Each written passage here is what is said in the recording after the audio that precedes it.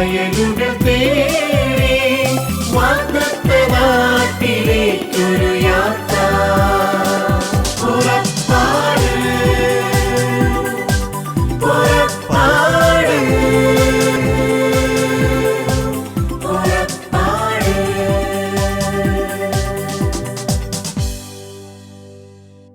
Shalom ടിവിയുടെ എല്ലാ പ്രേക്ഷകരെയും പുറപ്പാടിൻ്റെ പുതിയ എപ്പിസോഡിലേക്ക് സ്വാഗതം ചെയ്തുകൊണ്ട് ഈ ദിവസങ്ങളിലെല്ലാം അനുദിനം കേൾക്കുന്ന ഒരു ചോദ്യവും അതിന് ദൈവവചനത്തിൻ്റെ അടിസ്ഥാനത്തിൽ എന്താണ് ഉത്തരം എന്നും നമ്മൾ ചിന്തിക്കുകയാണ് ഇന്നത്തെ ശുശ്രൂഷയിലൂടെ. പ്രതികൂലങ്ങളുടെ നടുവിലൂടെയാണ് നമ്മളെല്ലാവരും കടന്നു പോകുന്നത്. നമുക്ക് ബന്ധമുള്ളവർ, നമ്മുടെ കൂട്ടുകാർ, നമ്മുടെ സുഹൃത്തുക്കൾ, അതുപോലെ തന്നെ നമ്മുടെ ഏറ്റവും അടുത്ത പ്രാർത്ഥന ടീമിലുള്ളവർ പലരും നമ്മളെ വിളിക്കുമ്പോൾ വളരെയധികം നിരാശയുടെ ശബ്ദം നമ്മൾ കേൾക്കുകയാണ്. മനുഷ്യൻ എന്നുള്ള നിലയിൽ പ്രതികൂലങ്ങളെ നേരിടാനുള്ള ശക്തി പലപ്പോഴും നഷ്ടപ്പെട്ടു പോകുന്നു, നിരാശയിലേക്ക് പോകുന്നു. എന്നാൽ ശക്തമായി ദൈവത്തിൽ ആശ്രയിച്ച് മുന്നോട്ട് പോകുന്നവർ മാത്രമാണ് മനസ്സിനെയും ആത്മാവിനെയും ശരീരത്തെയും ബലപ്പെടുത്തി ദൈവത്തിൽ ആശ്രയിച്ച് നിൽക്കുന്നത്. എന്താണ് ഈ സമയങ്ങളിൽ നമ്മൾ ചിന്തിക്കുകയും ധ്യാനിക്കുകയും ചെയ്യേണ്ട വിഷയങ്ങൾ? നമ്മളെല്ലാവരും ഒരു പരിധിവരെ സമാധാനത്തോടെ സ്വസ്ഥതയോടെ ജീവിക്കുന്ന ഒരു കാലഘട്ടമായിരുന്നു. എന്നാൽ പെട്ടെന്ന് തന്നെ നമ്മൾ പ്രതീക്ഷിക്കാത്ത വലിയ ഒരു ദുരന്തം എന്ന് തന്നെ പറയാവുന്ന രീതിയിൽ ലോകം മുഴുവനും വ്യാപിച്ച് ആർക്കും ആരെയും സഹായിക്കാൻ പറ്റാത്ത രീതിയിൽ എല്ലാ രാജ്യങ്ങളും ഒരുപോലെ പ്രതിസന്ധിയിലേക്ക് വന്ന, അല്ലെങ്കിൽ ലോകത്തിൽ എവിടെയെല്ലാം മനുഷ്യർ താമസിക്കുന്നുണ്ടോ അതിൽ ഭൂരിഭാഗം സ്ഥലങ്ങളിലേക്കും ഒരേ പ്രശ്നം വന്നപ്പോൾ മനുഷ്യർ കുറച്ച് പേടിച്ചു, അല്ലെ ഭയപ്പെട്ടു എന്ന് പറയുന്നതിൽ അവരെ ഒന്നും തെറ്റു പറയാൻ പറ്റില്ല. അത് മനുഷ്യനായതുകൊണ്ടാണ്. എന്നാൽ ആ ഭയത്തിൻ്റെ അകത്ത് ജീവൻ നൽകുന്ന അല്ലെങ്കിൽ ധൈര്യം നൽകുന്നത് എന്താണ്? ദൈവത്തിലുള്ള ആശ്രയവും ദൈവവചനത്തിൽ, അല്ലെങ്കിൽ ഇതിനു മുൻപ് ഇതുപോലെയുള്ള പ്രതികൂലങ്ങൾ വന്നപ്പോൾ ദൈവത്തിൽ വിശ്വസിച്ചവരെ എന്തു ചെയ്തു എന്നുള്ളതുമാണ് നമ്മളെ പ്രതീക്ഷയിലേക്കും പ്രത്യാശയിലേക്കും നയിക്കേണ്ട കാര്യം. അപ്പം നമുക്ക് തീർച്ചയായിട്ടും ക്രിസ്തീയ വിശ്വാസികൾക്ക് തീർച്ചയായിട്ടും അറിയേണ്ട ഒരു കാര്യം, ഇതിലും വലിയ പ്രതികൂലത്തിലൂടെ ആരെങ്കിലും ഏതെങ്കിലും കാലഘട്ടത്തിൽ കടന്നു പോയിട്ടുണ്ടോ? അവരന്ന് എന്താണ് ചെയ്തത്? ഇത് ക്രിസ്തീയ വിശ്വാസികൾക്ക് മാത്രമല്ല, ലോകത്തിലെ സകല മനുഷ്യർക്കും അനുവർത്തിക്കാവുന്ന ഒരു സംഭവം തന്നെയാണ്. ചരിത്ര പശ്ചാത്തലത്തിൽ നമ്മൾ ചിന്തിക്കുമ്പോൾ പ്രതികൂലങ്ങളെപ്പറ്റി ഓർത്ത് തകരുന്നവർ, അല്ലെങ്കിൽ വിഷമിക്കുന്നവർ, പിടിച്ചു നിൽക്കാൻ പറ്റുന്നില്ലല്ലോ എന്ന് ഓർത്ത് കരയുന്നവരൊക്കെ ചിന്തിക്കേണ്ടത് ആദിമ ക്രൈസ്തവ സമൂഹത്തിൻ്റെ അവസ്ഥയാണ്. നമുക്ക് ഒരു പരിധിവരെ ക്രിസ്ത്യാനികൾക്ക് അറിയാം എന്തായിരുന്നു ആദിമ ക്രൈസ്തവ സമൂഹം, അവരുടെ പ്രശ്നങ്ങൾ എന്തായിരുന്നു, അവരെന്തിനെയൊക്കെ നേരിടേണ്ടി വന്നിട്ടുണ്ട് എന്നുള്ളതാണ്. ഇന്നൊരു രോഗമാണ് ഭീതി പലർത്തുന്നതെങ്കിൽ, നമ്മളെ ഭയത്തിലേക്ക് നയിക്കുന്നതെങ്കിൽ, അന്ന് അതിലും ഭീകരമായ അവസ്ഥയിലൂടെ സഭ കടന്നുപോയിട്ടുണ്ട്. നമുക്കറിയാം, ക്രിസ്തു ജീവിച്ച് മരിച്ച് ഉയർപ്പിക്കപ്പെട്ടതിന് ശേഷം പരിശുദ്ധാത്മാവിനെ ലഭിച്ച ശിഷ്യന്മാർ ആ പരിശുദ്ധാത്മാവിനാൽ നിറഞ്ഞ് സുവിശേഷത്തിന് സാക്ഷികളായി ലോകത്തിൻ്റെ പല ഭാഗങ്ങളിലേക്ക് പോയി. അവരുടെ ത്യാഗപൂർണമായ സുവിശേഷത്തിന് വേണ്ടിയുള്ള ജീവിതം അനേകരെ ക്രിസ്തുവിലേക്ക് അടുപ്പിച്ചു. അവരിലൂടെ പരിശുദ്ധാത്മാവ് പ്രവർത്തിച്ചു, അവരിലൂടെ ക്രിസ്തു തന്നെ പ്രവർത്തിക്കുകയായിരുന്നു. അതുകൊണ്ട് തന്നെ ക്രിസ്തു സ്നേഹത്തിൻ്റെ പ്രത്യേകത ഇന്ന് വരെയും കേൾക്കാത്തതായതുകൊണ്ട് ആ സ്നേഹത്തിലേക്ക് അനേകായിരം പേര് അടുത്തുകൂടി. എന്നാൽ കുറച്ച് പേരെയൊക്കെ സാമ്രാജ്യ ശക്തികളുടെ അധികാരം ഉപയോഗിച്ച് അവർ മാറ്റി നിർത്തി, അല്ലെങ്കിൽ പേടിപ്പിച്ച് ദൂരെ മാറ്റി. എന്നാൽ ഒരു ഭയവുമില്ലാതെ ആയിരക്കണക്കിന് ആൾക്കാർ വീണ്ടും വീണ്ടും ക്രിസ്ത്യാനികളായി മാറിക്കൊണ്ടിരുന്നു. നമുക്കറിയാം, ആദ്യ കാലഘട്ടങ്ങളുടെ ചരിത്രത്തിൽ AD 300 വരെ വളരെ ക്രൂരമായ പീഡനത്തിലൂടെയാണ് ക്രിസ്ത്യാനികൾ കടന്നുപോയതെന്ന് നമുക്കറിയാം. അവരപ്പോൾ എന്താണ് അവർ ചെയ്തത്? അതാണ് ഇന്ന് നമ്മൾ ചിന്തിക്കുന്ന വിഷയം. നീറോ ചക്രവർത്തിയോ, ഡൊമീഷ്യൻ ചക്രവർത്തിയോ, ഡയോക്ലീഷ്യൻ ചക്രവർത്തിയോ, അതുപോലെ തന്നെ കലിഗുള, ടൈറ്റസ്, ഈ ഭരണ സംവിധാനങ്ങളുടെ എല്ലാം സമയത്ത് AD 300, അതായത് ക്രിസ്ത്യാനികൾ അന്ന് സഹിച്ചത് 1 വർഷമോ 2 വർഷമോ അല്ല, 300 വർഷമാണ് വളരെ ക്രൂരമായ പീഡനത്തിലൂടെ കടന്നുപോയത്. നമ്മളിപ്പോൾ 1 വർഷമായിട്ട് ഒരു രോഗത്തെ ഫേസ് ചെയ്യുന്നു. 1 വർഷം കൊണ്ട് തന്നെ നമ്മൾ മാനസികമായി തകർന്നു. നമ്മുടെ ആരോഗ്യസ്ഥിതി പലരുടെയും പോകുന്നു. ഈ ദിവസങ്ങളിലൊക്കെ ചിലരോട് സംസാരിക്കുമ്പോൾ ഹാർട്ട് അറ്റാക്ക് വന്ന് മരിച്ച പലരുടെയും ഹാർട്ട് അറ്റാക്കിൻ്റെ കാരണം മനസ്സിൻ്റെ സമ്മർദ്ദമാണ്. താങ്ങാൻ പറ്റാത്ത പ്രതികൂലം, കടം കയറുന്നു, കടത്തിൻ്റെ അകത്ത് എന്ത് ഉത്തരം പറയണമെന്നറിയില്ല, ബിസിനസ് തകരുന്നു, അല്ലെങ്കിൽ മറ്റൊരു സ്ഥലത്തേക്ക് പോയി പല കാര്യം ചെയ്യേണ്ടവർക്ക് അത് ബ്ലോക്കാകുന്നു. ഇതെല്ലാം ഓർത്തുള്ള സമ്മർദ്ദം കൊണ്ട് തന്നെ രോഗികളാകുന്നു, മരണത്തിലേക്ക് വരെ കടന്നു പോകുന്നു. 1 വർഷം നമ്മൾ സഹിച്ചപ്പോൾ, 1 വർഷം ഒരു പ്രതികൂലം വന്നപ്പോൾ നമ്മളെല്ലാവരും നല്ലൊരു ഭാഗം തളർന്നു പോകുന്നതായിട്ട് നമുക്ക് മനസ്സിലാകുകയാണ്. സ്നേഹം നിറഞ്ഞ സഹോദരങ്ങളെ, ഇവിടെയാണ് 300 വർഷം തീപന്തങ്ങളെയും സിംഹത്തിൻ്റെ കുഴികളെയും അതുപോലെ തന്നെ തിളയ്ക്കുന്ന എണ്ണയെയും തലവെട്ടാൻ കഴിവുള്ള സാമ്രാജ്യ ശക്തിയെയും അതിജീവിച്ച് ഒരു ജനം ക്രിസ്തുവിൽ വിശ്വസിച്ച് നിന്നത്. 3 വർഷമാകുന്നതിന് മുമ്പേ നമ്മൾ തളർന്നെന്ന് പറയും. നമ്മൾ അവിടെ ഇവർ പോയ വഴികളുടെ പ്രത്യേകതകൾ എന്തായിരുന്നു എന്നാണ് നമുക്ക് ചിന്തിക്കേണ്ടത്.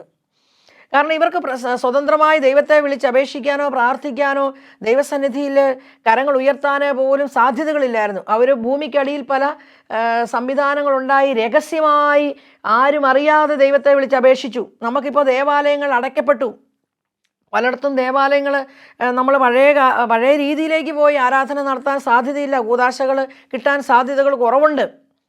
അപ്പോൾ നമ്മൾ നിരാശരാകുന്നു, നിസ്സഹായരാകുന്നു. എന്തുകൊണ്ടാണ് ഞങ്ങൾക്ക് ഇങ്ങനെയൊക്കെ വരുന്നതെന്ന് ഓർത്ത് ചോദ്യങ്ങൾ വരുമ്പോൾ ഒരു ദൈവത്തിൻ്റെ മുന്നിൽ ഒരു നിമിഷം പ്രാർത്ഥിക്കുവാൻ സ്വാതന്ത്ര്യമില്ലാതെ, ദേവാലയം എന്നല്ല, ഒന്നിച്ചു കൂടി നിന്ന് ദൈവമേ എന്നൊന്ന് വിളിക്കാൻ പോലും സാധ്യമല്ലാത്ത രീതിയിൽ ആദിമ സമൂഹം എത്രയോ വർഷങ്ങൾ പിന്നിട്ട് പോയി. നമ്മൾ തളർന്ന് തരിപ്പണമാകുമ്പോൾ ഈ ഒരവസ്ഥയും കൂടെ നമ്മൾ ചിന്തിക്കണം.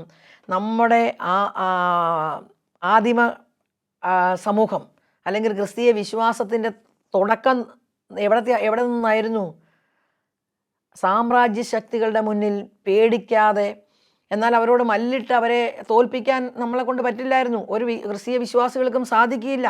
അവരാരും ഒരു മറുതലിപ്പിൻ്റെ സ്വഭാവമല്ല കാണിച്ചത്. ക്ഷമയുടെയും സ്നേഹത്തിൻ്റെയും ത്യാഗത്തിൻ്റെയും അനുസരണത്തിൻ്റെയും സ്വഭാവം കാണിച്ചുകൊണ്ടിട്ട്, എന്നാൽ രാജാവിനെയോ മറ്റ് ദൈവങ്ങളെയോ ആരാധിക്കാൻ ഞങ്ങൾ തയ്യാറല്ല, ഞങ്ങൾ മരിക്കേണ്ടി വന്നാലും ഞങ്ങളത് ചെയ്യില്ല എന്ന് ധീരതയോടെ പറഞ്ഞുകൊണ്ട് അവർ രഹസ്യമായി ആ ദൈവത്തെ വിളിച്ചപേക്ഷിച്ചു. ഗുഹകളിലിരുന്ന് ദൈവത്തെ വിളിച്ചപേക്ഷിച്ചു. പരസ്യമായി തൻ്റെ ഇടത്തോടെ ഏറ്റുപറയേണ്ട സ്ഥലം വരുമ്പോൾ ഏറ്റുപറഞ്ഞു. രക്തസാക്ഷിത്വം വരിക്കാൻ തയ്യാറായി. ഇതൊരു നമ്മുടെ ഒരു മുന്നേ നടന്നൊരു കാര്യം തന്നെയാണ്. ഇത് ചരിത്രത്തിൻ്റെ ഭാഗമാണ്. ഇതൊരു കെട്ടുകഥയല്ല. ഇത് ആരെങ്കിലും എഴുതി വെച്ച ഒരു നോവലല്ല. ഇത് ക്രിസ്തീയ സഭയുടെ തുടക്കമാണ്. അഥവാ ക്രിസ്ത്യാനികളുടെ വിശ്വാസത്തിൻ്റെ തുടക്കം നമ്മളെ കാണിച്ചു തരികയാണ്. രക്തസാക്ഷിത്വത്തിൻ്റെ തുടക്കമാണ്, പീഡനങ്ങളുടെ തുടക്കമാണ്, അല്ലെങ്കിൽ കൊടിയ മർദ്ദനങ്ങളുടെ തുടക്കമാണ്. ഒരു കുടുംബത്തിലെ പലരെയും തീയിലേക്ക് എറിയുന്ന കണ്ടിട്ടും ക്രിസ്തുവിനെ ഏറ്റുപറഞ്ഞ അപ്പൻ്റെയും അമ്മയുടെയും ഒക്കെ വിശ്വാസത്തിൻ്റെ ആഴത്തിൻ്റെ തുടക്കമാണ് ഈ ക്രിസ്തീയ സഭ. അത്രയ്ക്കും അടിയുറച്ച ബോധ്യങ്ങളിലൂടെ പ്രതികൂലങ്ങളിൽ നിന്ന് ദൈവത്തെ വിളിച്ചപേക്ഷിച്ച് സ്തുതിച്ച ഒരു തലമുറയുടെ പിൻഗാമികളാണ് നമ്മൾ എന്ന് നമ്മൾ ഓർക്കണം. അവർക്ക് ഭയപ്പെടേണ്ട പല കാര്യങ്ങളായിരുന്നു. ഒരു കാര്യമല്ല, ഒന്ന്, അധികാര ശക്തികൾ മുഴുവൻ ഈ ക്രിസ്തീയ വിശ്വാസത്തിനെതിരായി. കാരണം എന്താണ്? അവർ വച്ചിരിക്കുന്ന 100 കണക്കിന് ദേവന്മാരോ ദേവിമാരെയോ ആരാധിക്കാൻ ക്രിസ്തീയ സമൂഹം തയ്യാറായില്ല. അവരുടെ വലിയ പാർട്ടികളിലും ബാറുകളിലുമൊന്നും ക്രിസ്തീയ സഭ ചെന്നില്ല. അവരുടെ ആഘോഷങ്ങളിൽ ഈ ക്രിസ്തു വിശ്വാസികൾ ചെന്നില്ല. കാരണം എന്താണ്? അവിടെയെല്ലാം നടക്കുന്നത് ദൈവ നിഷേധമാണ്, അല്ലെങ്കിൽ ദൈവത്തിനെതിരായ പ്രവർത്തികളാണെന്ന് കണ്ടുകൊണ്ടിട്ട് ഈ സമൂഹം മാറി നിന്നു. ഒറ്റപ്പെട്ട ഒരു സമൂഹം, വളരെ കുറച്ച് ആൾക്കാർ മാത്രം. അവർ സമ്പന്നരല്ല, ശക്തി കേന്ദ്രങ്ങളല്ല, സാധാരണക്കാരായ മനുഷ്യർ ഏക ദൈവത്തെ തിരിച്ചറിഞ്ഞ് ക്രിസ്തുവിലൂടെയാണ് രക്ഷ എന്ന് തിരിച്ചറിഞ്ഞ് ആ സത്യം മനസ്സിലാക്കി ക്രിസ്തു ചെയ്യുന്ന അത്ഭുതങ്ങളും അടയാളങ്ങളും പരിശുദ്ധാത്മാവിനാൽ നിറഞ്ഞ മനുഷ്യർക്ക് വരുന്ന സ്നേഹവും സമാധാനവും എല്ലാം കണ്ട് ഈ ക്രിസ്തുവിൽ ഞങ്ങൾ ഉറച്ചു വിശ്വസിക്കുന്നു, മരിക്കേണ്ടി വന്നാലും ഞങ്ങൾ ആ നാമത്തെ തള്ളിപ്പറയില്ല. അതുകൊണ്ടാണ് അപ്പസ്തോല പ്രവർത്തനങ്ങളിൽ പത്രോസ്ലീഹായൊക്കെ ശക്തമായി പറയുകയാണ്, ആകാശത്തിന് കീഴിൽ ഭൂമിക്ക് മുകളിൽ മനുഷ്യരക്ഷയ്ക്ക് വേണ്ടി ഒരൊറ്റ നാമമേ നൽകപ്പെട്ടിട്ടുള്ളൂ. 10,000 നാമങ്ങളുടെ കൂട്ടത്തിലൊരു നാമമല്ല. ഈ രക്ഷയ്ക്ക് നൽകപ്പെട്ടിരിക്കുന്ന ഒരേ ഒരു നാമം അത് യേശുനാമമാണ്. പലരുടെയും ഒരു തെറ്റായ പഠിപ്പീരൊക്കെ നമ്മൾ ഈ അടുത്ത കാലങ്ങളിലൊക്കെ ശക്തമായിരുന്നു. അതായത് അവരുടെ പഠിപ്പീര് ഇങ്ങനെയായിരുന്നു: പഴയ നിയമത്തിൽ ശിക്ഷിക്കുന്ന ഒരു ദൈവവും പുതിയ നിയമത്തിൽ എല്ലാവരെയും രക്ഷിച്ച ക്രിസ്തുവും, ആ ക്രിസ്തു മരിച്ച് ഉയർക്കപ്പെട്ടതുകൊണ്ട് നമ്മളെല്ലാവരും മരിച്ച് ക്രിസ്തുവിൽ ഉയർപ്പിക്കപ്പെട്ടതുകൊണ്ട് ഇനിയൊരു ശിക്ഷാവിധിയില്ല. നമുക്ക് എങ്ങനെ ജീവിച്ചാലും ഒരു ശിക്ഷാവിധിയും ഇനി ഉണ്ടായില്ല, വിശ്വസിച്ചാൽ മാത്രം മതി. അത് വലിയ അബദ്ധ പ്രചരണമാണ്, അല്ലെങ്കിൽ പ്രബോധനമാണ്. കാരണം ക്രിസ്തുവിൽ വിശ്വസിക്കുക രക്ഷ പ്രാപിക്കും എന്നുള്ളത് സത്യം തന്നെയാണ്. എന്നാൽ ആ രക്ഷ പ്രാപിക്കുവാൻ വേണ്ടി എൻ്റെ ജീവിതത്തിൽ ഞാൻ അനുദിനം പ്രയത്നിക്കേണ്ടതും കൂടെയുണ്ട്. രക്ഷ സൗജന്യ ദാനം തന്നെയാണ്. പൗലോസ്ലീഹായുടെ ലേഖനത്തിലെ ഏതെങ്കിലും ഒരു വാക്ക് വെച്ച് ബാക്കി മുഴുവൻ സുവിശേഷത്തെയും വ്യാഖ്യാനിക്കുമ്പോൾ ഉണ്ടാകുന്ന വലിയ അപകടങ്ങളായിരുന്നു ഈ പറഞ്ഞ വ്യാഖ്യാനത്തിലുണ്ടായിരുന്നത്. അത് അനേകർ വിശ്വസിക്കുകയും ഏറ്റുപറയുകയും ചെയ്ത ഒരു സംഭവമായിരുന്നു. എന്നാൽ സഹോദരങ്ങളെ, ക്രിസ്തു മരിച്ച് ഉയർപ്പിക്കപ്പെട്ട് കഴിഞ്ഞാണ് പത്രോസ്ലീഹായുടെ മുന്നിൽ നുണ പറഞ്ഞ, അല്ലെങ്കിൽ പരിശുദ്ധാത്മാവിനെ വഞ്ചിച്ചു എന്ന് പത്രോസ്ലീഹ പറഞ്ഞ അനനിയാസിനും സഫീറായ്ക്കും എന്ത് സംഭവിച്ചു? അവർ പരിശുദ്ധാത്മാവിനെതിരെ കള്ളം പറഞ്ഞു. ആ നിമിഷം തന്നെ അവരുടെ ജീവൻ നഷ്ടപ്പെടുന്നതായിട്ട് ഈ അപ്പസ്തോല പ്രവർത്തനത്തിൽ നമുക്ക് കാണാനായിട്ട് പറ്റും. അത് ക്രിസ്തു മരിച്ച് ഉയർപ്പിക്കപ്പെട്ട് കഴിഞ്ഞ് പരിശുദ്ധാത്മാവിനെ ലഭിച്ചു കഴിഞ്ഞൊക്കെ ഈ സംഭവം നടക്കുന്നത്. അപ്പോൾ പരിശുദ്ധാത്മാവിനെതിരെ കള്ളം പറയുക, അല്ലെങ്കിൽ പരിശുദ്ധാത്മാവിനെ ഉപയോഗിച്ച് കള്ളം പ്രചരിപ്പിക്കുക, വരങ്ങളെ ഉപയോഗിച്ച് കിട്ടാത്ത വരം ഉണ്ടെന്ന് കാണിച്ചുകൊണ്ട് കള്ളം പ്രചരിപ്പിക്കുക, പരിശുദ്ധാത്മാവിനെ വഞ്ചിക്കുക, ഇത് ക്രിസ്തു തന്നെ പറഞ്ഞിരിക്കുന്നു. മനുഷ്യപുത്രനെതിരെ പറയുന്ന ഏത് പാപവും ചിലപ്പോൾ ക്ഷമിക്കപ്പെടാം, എന്നാൽ പരിശുദ്ധാത്മാവിനെതിരെ പ്രചരിപ്പിക്കുന്ന അല്ലെങ്കിൽ ചെയ്യുന്ന പാപം ഈ ലോകത്തിലോ വരാനിരിക്കുന്ന ലോകത്തിലോ ക്ഷമിക്കപ്പെടുകയില്ല. അപ്പോൾ ക്രിസ്തു മരിച്ച് ഉയർത്ത് കഴിഞ്ഞ ഈ അപ്പസ്തോലന്മാരുടെ സമയത്തുണ്ടായ ഓരോ അനുഭവങ്ങളും നിങ്ങൾ നോക്കൂ. അപ്പസ്തോലന്മാരോട് പോലും കള്ളത്തരം പറഞ്ഞവർ അതിൻ്റെ ശിക്ഷ തന്നെ ഏൽക്കുന്നതായിട്ട് നമുക്ക് കാണാൻ പറ്റും. എന്നാൽ ശിക്ഷിക്കുന്ന ദൈവമാണോ? ഒരു മറുചോദ്യം ഇവിടെ നമുക്ക് എല്ലാവരുടെയും മനസ്സിൽ വരാം. എല്ലാത്തിനും നോക്കിയിരുന്ന് എല്ലാവരെയും നരകത്തിലിടുന്ന ഒരു ദൈവമാണോ? പിന്നെ എന്തിനാണ് ക്രിസ്തു കുരിശിൽ മരിച്ചത്, നമുക്ക് വേണ്ടി സഹിച്ചത്? തീർച്ചയായിട്ടും ഈ ക്രിസ്തു അല്ലെങ്കിൽ പരിശുദ്ധ ത്രിത്വം ആഗ്രഹിക്കുന്ന സകല ജനത്തിൻ്റെയും രക്ഷയാണ്, സകല ജനത്തിൻ്റെയും രക്ഷ. അതുകൊണ്ടാണ് മാലാഖയുടെ സന്ദേശത്തിൽ പറഞ്ഞത്, ഇതാ സകല ജനത്തിനും വേണ്ടിയുള്ള സന്തോഷത്തിൻ്റെ സദ്വാർത്ത, രക്ഷകൻ ഭൂമിയിൽ ജനിച്ചിരിക്കുന്നു. ഈ രക്ഷകനെ കണ്ടെത്തിയ ഓരോരുത്തരും ഭാഗ്യവാന്മാർ. ആ രക്ഷകനെ മറ്റുള്ളവർക്ക് പരിചയപ്പെടുത്തേണ്ട ചുമതല ഈ കണ്ടെത്തിയവരുടേതാണ്. ഇങ്ങനെ ഒരു രക്ഷകനുണ്ട്, പാപത്തിൽ നിന്ന് പിന്തിരിയൂ, അനുതപിക്കൂ, ജീവിക്കൂ, ആ രക്ഷ നിങ്ങൾക്ക് കിട്ടും. നമ്മൾ മാക്സിമം നമ്മുടെ കഴിവിനനുസരിച്ച് ദൈവത്തിൻ്റെ മുന്നിലും ദൈവസ്നേഹത്തിൻ്റെ മുന്നിലും ദൈവത്തിൻ്റെ നീതിയുടെ മുമ്പിലും മാക്സിമം നന്നായിട്ട് ജീവിക്കാൻ വേണ്ടി നമ്മൾ ശ്രമിക്കുന്നു. എന്നാൽ ബലഹീനനായ മനുഷ്യൻ പിന്നെയും പാപം ചെയ്താൽ അവനെ കൊണ്ട് നരകത്തിയിടുമെന്നല്ല നമ്മൾ പഠിപ്പിക്കേണ്ടത്. ആ പാപത്തിൽ നിന്ന് അവനെ രക്ഷിക്കാൻ കഴിവുള്ള ഒരു ദൈവമുണ്ട്. ദൈവമേ എനിക്ക് തെറ്റുപറ്റി എന്ന് പറയുമ്പോൾ ആ ചേറുകുഴിയിൽ നിന്ന് ഇവനെ എടുത്ത് കഴുകി പരിമള ദ്രവ്യം പൂശാൻ കഴിവുള്ള, അല്ലെങ്കിൽ സുഗന്ധ തൈലം പൂശി അവനെ നല്ല വസ്ത്രം ധരിപ്പിച്ച് നല്ല മോതിരം ഇടിയിപ്പിച്ച് അവന് വേണ്ടി വിരുന്നൊരുക്കുന്ന ഒരപ്പനെ ഇൻട്രൊഡ്യൂസ് ചെയ്ത സുവിശേഷം നമുക്കറിയാം. എന്നാൽ അവൻ പന്നിക്കൂട്ടിലല്ലായിരുന്നു. അവൻ തിരിച്ചു നടക്കാൻ ശ്രമിച്ചപ്പോഴാണ്, അല്ലെങ്കിൽ വീട്ടിലേക്ക് വരാൻ തീരുമാനിച്ചപ്പോഴാണ് അവനിലേക്ക് വീണ്ടും സൗഭാഗ്യങ്ങൾ കടന്നു ചെല്ലുന്നത്. ആ പന്നിക്കൂട്ടി കിടന്ന് തന്നെ ഞാൻ മരിച്ചോട്ടെ എന്ന് വെച്ച് കഴിഞ്ഞാൽ അവിടെ കിടന്ന് തന്നെ മരിക്കും. എന്തിനാണ് ക്രിസ്തു അങ്ങനെ ഒരു സ്റ്റേറ്റ്മെന്റിൽ കൊണ്ട് എത്തിച്ചിരിക്കുന്നത് ആ ഉപമേനെ? നമ്മളിപ്പോൾ പലരുടെയും വ്യാഖ്യാനം അനുസരിച്ചാണെങ്കിൽ ആ പന്നിക്കൂട്ടി കിടന്ന് അവിടെ കിടന്നങ്ങ് മരിച്ചാൽ മതിയായിരുന്നു. ധൂർത്തപുത്രൻ, എനിക്ക് അബദ്ധം പറ്റി, എൻ്റെ അപ്പനോട് ഞാൻ തെറ്റും ചെയ്തു, എന്നാൽ ഇവിടെ എങ്ങാനും കിടന്ന് മരിച്ചേക്കാം, ഇനി അങ്ങോട്ട് പോവുകയും വേണ്ട, നാണക്കേടാണ് താനും, ഇനി അങ്ങോട്ട് ചെല്ലുന്ന നാണക്കേടാണ്, എന്നാൽ ഇവിടെ കിടന്നിട്ട് പന്നിക്ക് വല്ല ബിസിനസ് നടത്തിയാലോ, പന്നി ബിസിനസ് നടത്തിയാലോ എന്ന് ചിന്തിക്കുകയല്ലേ ഇത്. തിരിച്ചറിവുണ്ടാകുമ്പോൾ ഇത് പാപത്തിൻ്റെ കുഴിയാണെന്നും പന്നിയുടെ ചേറാണെന്നും മനസ്സിലാകുമ്പോൾ, ഇവിടെയല്ല എൻ്റെ വാസസ്ഥലം, എനിക്ക് നല്ലൊരു ഭവനമുണ്ട്, അവിടെ എന്നെ സ്നേഹിക്കുന്ന ഒരു അപ്പനുണ്ട് എന്ന് മനസ്സിലാക്കുമ്പോൾ അവിടുന്ന് എഴുന്നേറ്റ് തിരിച്ചു നടന്ന് ആ അപ്പൻ്റെ അടുത്തേക്ക് വരുന്ന ധൂർത്തപുത്രനെ നോക്കി നിൽക്കുന്ന അപ്പനെയും അവനെ സ്വീകരിച്ച് അവനെ സ്വന്തമാക്കുന്ന അപ്പനെയും നമുക്ക് ബൈബിൾ പറഞ്ഞു തരുന്നുണ്ട്. അപ്പോൾ തീർച്ചയായിട്ടും സഹോദരങ്ങളെ, ഈ കാലഘട്ടം പ്രതികൂലങ്ങളിലൂടെ ഓരോ നിമിഷവും കടന്നു പോകുമ്പോൾ നമ്മൾ ചെയ്യേണ്ട ഏറ്റവും വലിയ ദൗത്യം ദൈവത്തിൽ ആശ്രയിച്ച് അടിയുറച്ച് ബലപ്പെട്ട് നിൽക്കുക എന്നുള്ളതാണ്. അതിൻ്റെ കാരണം എന്താണ്? നമ്മുടെ മുന്നേ ജീവിച്ചവർ, നമ്മുടെ മുന്നേ സഹിച്ചവർ, നമുക്ക് കാണിച്ചു തന്ന മാതൃക ഒരു ദിവസം കൊണ്ട് പ്രശ്നമുണ്ടായപ്പോൾ ദൈവത്തെ ഉപേക്ഷിച്ച് പോയതല്ല ക്രിസ്തീയ വിശ്വാസം. 300 വർഷങ്ങൾ സർവ്വപീഡനങ്ങളും അനുഭവിച്ചിട്ടും ദൈവത്തെ തള്ളിപ്പറയാതെ അനുദിനം ആ ദൈവ സ്നേഹത്തിലേക്കും ക്രിസ്തീയ സമൂഹത്തിലേക്കും അനേകരെ കൂട്ടിച്ചേർത്ത പരിശുദ്ധാത്മാവിനെ നമുക്ക് കാണാനായിട്ട് പറ്റും. 100 കണക്കിന് ആൾക്കാരെ ക്രൂരമായി വധിക്കുമ്പോൾ 100 പേരെ വധിച്ച 200 പേര് വന്ന് ക്രിസ്തീയ സമൂഹത്തിലേക്ക് ജോയിൻ ചെയ്യുമായിരുന്നു. അതുകൊണ്ടാണ് സഭ വളർന്നത്. ഒരു പത്രോസ്ലീഹായെ വധിച്ചതുകൊണ്ടോ, ഒരു പൗലോസ്ലീഹായെ വധിച്ചതുകൊണ്ടോ, ഒരു തോമാസ്ലീഹായെ വധിച്ചതുകൊണ്ടോ അവിടം കൊണ്ട് തീർന്നില്ല ക്രിസ്തീയ വിശ്വാസം.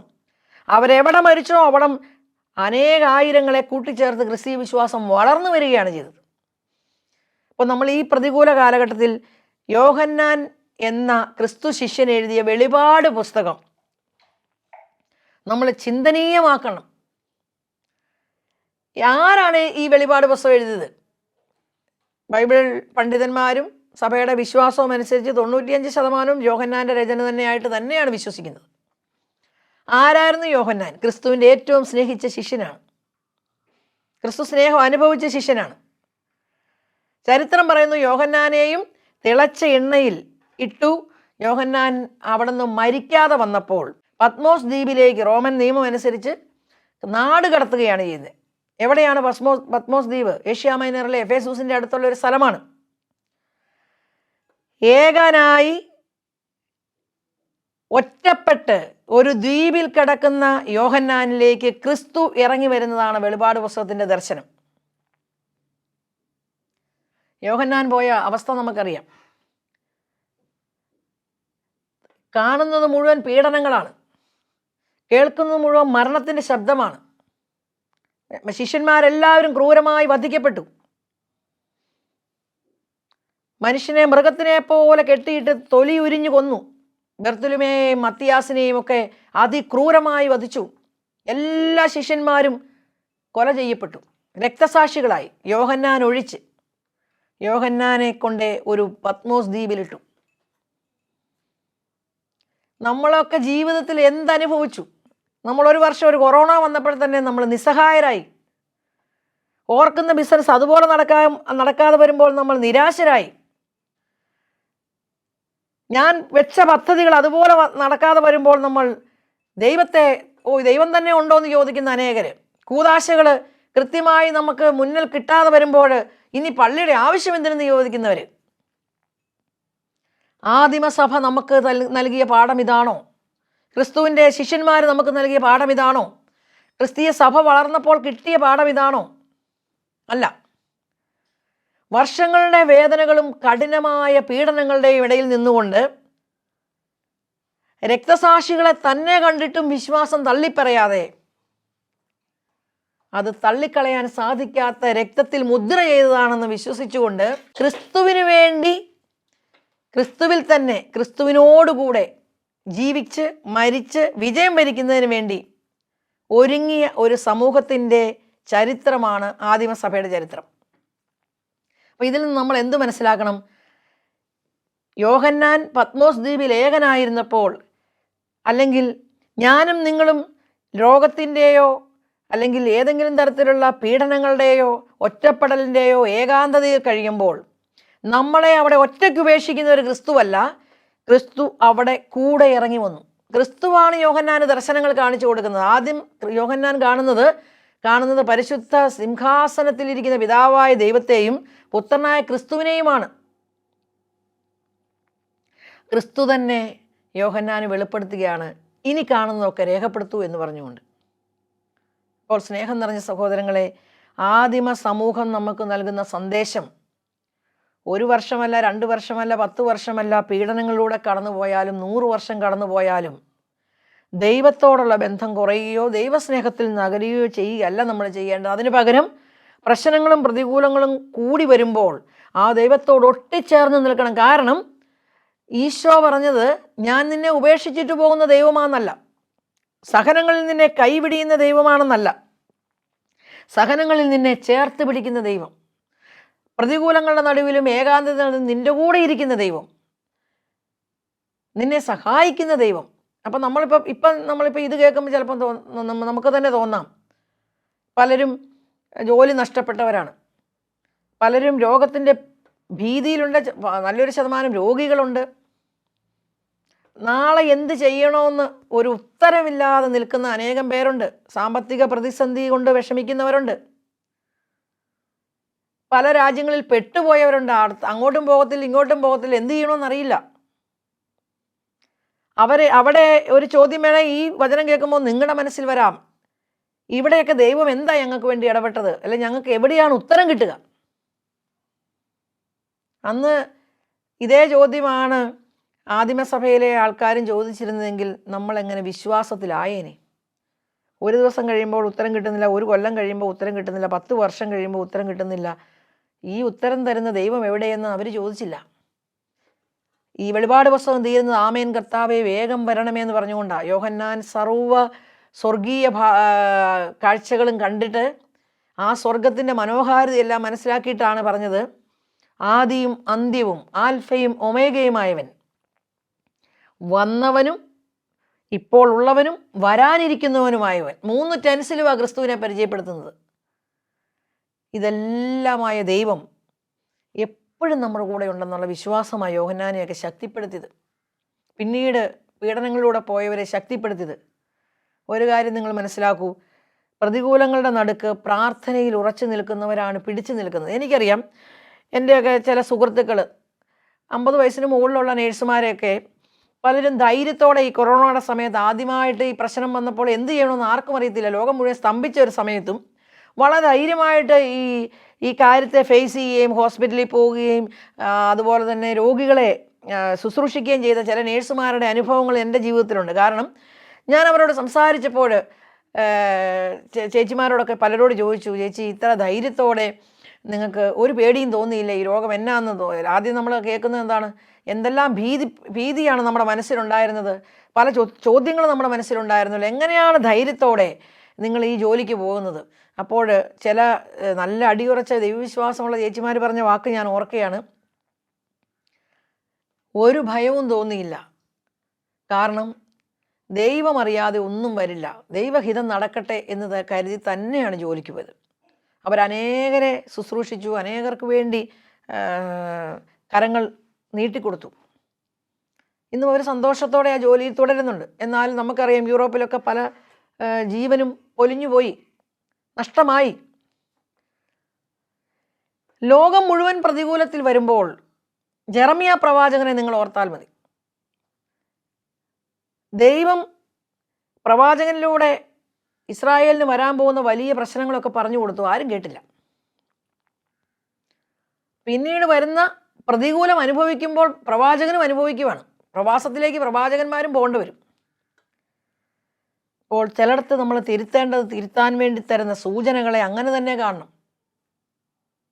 ദൈവത്തിൻ്റെ കൂദാശകളും പരിശുദ്ധാത്മാവും നമ്മുടെ ഇഷ്ടത്തിന് വ്യാഖ്യാനിക്കാനും പഠിപ്പിക്കാനും മറ്റുള്ളവരെ നമ്മുടെ ഏതെങ്കിലും നേട്ടത്തിന് വേണ്ടി ഉപയോഗിക്കാനും ഉള്ളതല്ല. അതുകൊണ്ട് തന്നെ ഒരു സമ്പന്നതയുടെ സുവിശേഷം പ്രഘോഷിച്ചല്ല ക്രിസ്തീയ സഭ തുടങ്ങിയതും അതിൻ്റെ വളർച്ചയും സഹനത്തിൻ്റെ സുവിശേഷം പ്രഘോഷിച്ചുകൊണ്ടാണ്. അതുകൊണ്ടാണ് ഇപ്പോൾ സഹനം എന്ന് കേൾക്കുമ്പോൾ നമ്മളെ കൊണ്ട് സഹിക്കാൻ പറ്റാതെ വരുന്നതും. നിങ്ങൾക്ക് നേട്ടങ്ങൾ വരും. പലരുടെയും വചനപ്രഘോഷണത്തിൻ്റെ ഹെഡിങ് തന്നെ പലപ്പോഴും കാണാറുണ്ട്, ബാനർ അടിച്ചിറക്കുന്നേ, നിങ്ങളുടെ ഐശ്വര്യമുണ്ടാകാൻ വേണ്ടി നിങ്ങൾ കേൾക്കൂ. ഐശ്വര്യമൊക്കെ ദൈവം തന്നോളും. ഇതൊക്കെ വചനത്തിൻ്റെ അകത്ത് വാഗ്ദാനങ്ങൾ കിടക്കുന്നത് തന്നെയാണ്. നിൻ്റെ തലമുറകളെ ഞാൻ അനുഗ്രഹിക്കും. എന്നാൽ സഹനത്തിൻ്റെ ഒരു സുവിശേഷം പ്രഘോഷിക്കേണ്ട സമയം നമ്മൾ പലപ്പോഴും മിണ്ടാതിരിക്കും. ഏത് സഹനത്തിലും പിടിച്ചു നിൽക്കാൻ വേണ്ടി ഒരു സുവിശേഷം,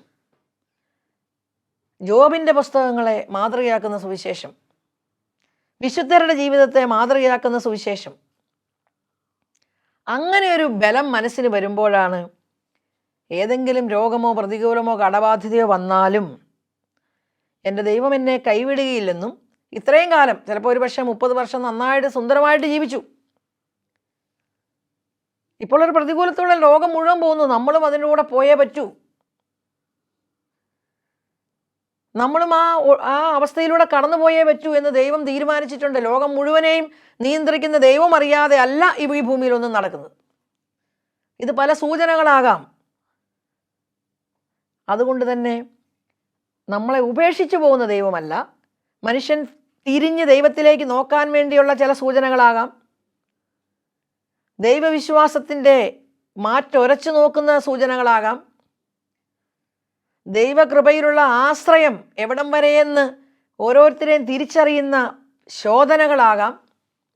സ്വർണം അഗ്നിയിൽ ശോധന ചെയ്യപ്പെടുകയാണ് അതിൻ്റെ മാറ്റ് നോക്കാൻ. വിശ്വാസത്തിൽ ഉറച്ചു നിൽക്കുന്നവരെ തിരിച്ചറിയാനുള്ള ചില കടന്നുപോകലുകളാകാം. അവിടെയൊക്കെ നമ്മൾ ജയിക്കണം. വിശ്വാസത്തിൽ അടിയുറച്ച് നിന്നുകൊണ്ട് ഇന്നലെ വരെയും സൗഭാഗ്യകരമായ ജീവിതമായിരുന്നു ഓർത്തൊക്കെ നടന്നെങ്കിൽ ഇന്ന് അതുപോലെ നടക്കുന്നില്ല എങ്കിൽ സഹനത്തിൻ്റെ ഒരു സമയം ജോബിനെ പോലെ ഇതിനു മുമ്പുള്ളതെല്ലാം ദൈവം തന്നതാണെങ്കിൽ അന്ന് ഞാൻ സന്തോഷിച്ച് സുഖമായിട്ട് ജീവിച്ചെങ്കിൽ ഈ പ്രതികൂലത്തിൻ്റെ സമയത്ത് ദൈവസന്നിധിയിൽ മുട്ടുമടക്കി തളരുന്ന മനസ്സുകളെ ചേർത്ത് പിടിച്ച്, എല്ലാവർക്കും ഒരുപോലെ മനോബലമില്ല, ഒരുപോലെ ആത്മധൈര്യമില്ല, ആ ധൈര്യം കുറഞ്ഞവരെ ചേർത്ത് പിടിച്ചുകൊണ്ട് ക്രിസ്ത്യാനിയുടെ ഏറ്റവും വലിയ ദൗത്യമാത്. മറ്റ് നമ്മുടെ കൂട്ടുകാരും മറ്റ് മതത്തിലുള്ളവരും ഒക്കെ ഒരുപക്ഷെ അത്രയ്ക്കും ധൈര്യത്തോടെ നിൽക്കാൻ അറിയത്തില്ലെങ്കിൽ അവരെയും ആ പ്രാർത്ഥനയിൽ ഓർത്ത്, സ്നേഹത്തിൽ ഓർത്ത് ചേർത്ത് പിടിച്ച് ധൈര്യപ്പെടുത്തി പ്രതികൂലത്തിൽ കൊണ്ടുപോകേണ്ട ദൗത്യവും കൂടെ ക്രിസ്ത്യാനിക്കുണ്ട്. അപ്പം നമ്മൾ തന്നെ ക്രിസ്തീയ വിശ്വാസിയാണെന്നും സഹനം ക്രിസ്ത്യാനികളുടെ മുഖമുദ്രയാണെന്നൊക്കെ പറഞ്ഞിട്ട് ആദ്യം നമ്മൾ തന്നെ തളരുമ്പോൾ മറ്റുള്ളവർക്ക് എന്ത് മാതൃകയാണ് നമുക്ക് കൊടുക്കാൻ പറ്റുക? അതുകൊണ്ട് ഇന്നത്തെ ഈ ശുശ്രൂഷയിൽ പങ്കെടുത്ത എല്ലാവരും പ്രാർത്ഥനയോടെ ചിന്തിക്കുക. പ്രതികൂലത്തിൻ്റെ സമയത്ത് ദൈവസന്നിധിയിൽ കരങ്ങൾ ഉയർത്താൻ, ദൈവമാണ് അഭയമെന്ന് വിശ്വസിച്ച് ഉറപ്പിച്ച് തലമുറകൾ അത് കണ്ടു വളരാൻ. പലയിടത്തും അപ്പനും അമ്മയും നിസ്സഹായരാകുന്നതുകൊണ്ട് മക്കൾക്കും ദൈവത്തെ ഓർക്കണമെന്നോ പ്രാർത്ഥിക്കണമെന്നോ ഒന്നുമില്ലാത്ത ഒരവസ്ഥയിലേക്ക് പോകാതെ ചുട്ടുപൊള്ളുന്ന മണലാരണ്യത്തിലും എവിടെയെങ്കിലും ഒരു മരുപ്പച്ചയുണ്ട് എന്ന് പറഞ്ഞുകൊടുത്ത മോശയെപ്പോലെ, ഒരു കനാൻ ദേശം നമുക്ക് വേണ്ടി ഒരുങ്ങുന്നുണ്ടെന്ന് പറഞ്ഞു കൊടുത്ത ജോഷുവയെപ്പോലെ, പ്രവാചക ദൗത്യം ഏറ്റിരിക്കുന്ന അല്ലെങ്കിൽ ക്രിസ്തീയ വിശ്വാസികളാണെന്ന് അഭിമാനിക്കുന്ന നമ്മൾ മറ്റുള്ളവർക്ക് കൂടി ഈ ക്രിസ്തുവിൻ്റെ സ്നേഹവും ധൈര്യവും പകർന്നു കൊടുക്കാൻ വേണ്ടി ശ്രമിക്കാം. അതിനാൽ തന്നെ നിരാശരാകാതെ പ്രത്യാശയോടെ, ആദിമ ക്രൈസ്തവർ അനുഭവിച്ച ഒരു പീഡനവും നമ്മൾ അനുഭവിച്ചിട്ടില്ല. അവർക്ക് ആരാധനാ സ്വാതന്ത്ര്യം വർഷങ്ങളായിരുന്നു ഇല്ലാത്തത്. ഒരു ദിവസം, ഒരാഴ്ചയല്ല, ഒരു മാസമല്ല, ഒരു വർഷമല്ല, 10 വർഷമല്ല. അവർ ആരാധനാ സ്വാതന്ത്ര്യം നേടുന്നത് 300 വർഷങ്ങൾക്ക് ശേഷമാണ് ധൈര്യത്തോടെ ക്രിസ്തീയ സഭ ആരാധനയിലേക്ക് കടന്നു വരുന്നത്. അവർ മരിച്ചത് ഒരാളല്ല, 2 പേരല്ല, അത് വിശ്വാസത്തിന് വേണ്ടി.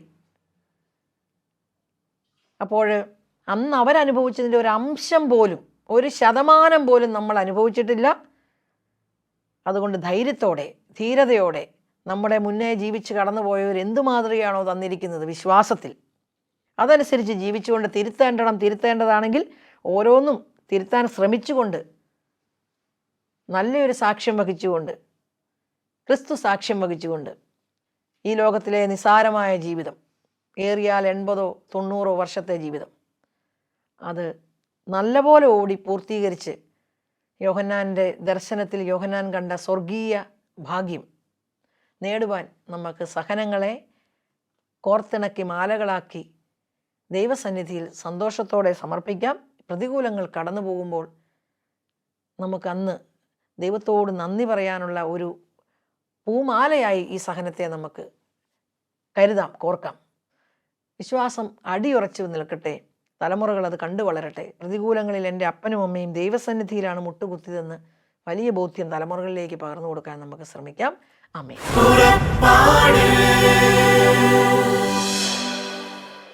ഈ പ്രോഗ്രാമിനെ കുറിച്ചുള്ള നിങ്ങളുടെ വിലയേറിയ അഭിപ്രായങ്ങളും നിർദ്ദേശങ്ങളും ഇമെയിലിലൂടെ ഞങ്ങളെ അറിയിക്കുക. purappadu.uae@gmail.com. പരിശുദ്ധാത്മവരങ്ങളാലെന്നും ഹൃദയത്തിനകതാരു നിറയ്ക്കും യാത്ര.